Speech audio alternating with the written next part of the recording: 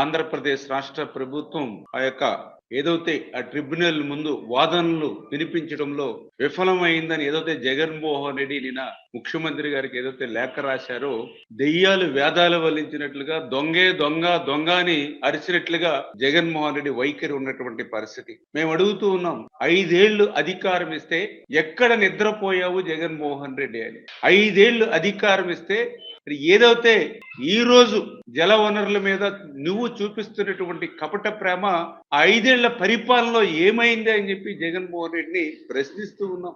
ఎంతో రాష్ట్ర ప్రగతికి కీలకమైనటువంటి నీటి వనరులన్నీ కూడా నీ హయాంలో నిర్వీర్యమైపోయినటువంటి పరిస్థితి అవునా కాదా అని చెప్పి ఈరోజు జగన్మోహన్ రెడ్డిని ప్రశ్నిస్తూ ఉన్నటువంటి పరిస్థితి. ఆంధ్రప్రదేశ్ రాష్ట్రానికి ఒక జీవనాడి పోలవరం, రాయలసీమ, ఉత్తరాంధ్రకు కీలకమైనటువంటి ప్రాజెక్టులు ఎన్నో నీ యొక్క ధ్వంసానికి బలైపోయి ఆ ప్రాజెక్టులన్నీ కూడా పడుకున్నటువంటి మాట వాస్తవమా కాదా? నీ తిరోగమన పాలన వల్ల 20 సంవత్సరాలు వెనక్కి ఆంధ్రప్రదేశ్ రాష్ట్ర ప్రాజెక్టులన్నీ కూడా వెళ్ళిపోయినటువంటి పరిస్థితి వాస్తవమా కాదా అని చెప్పి ఈరోజు జగన్మోహన్ రెడ్డిని ప్రశ్నిస్తున్నామని చెప్పి తెలియజేస్తూ ఉన్నా.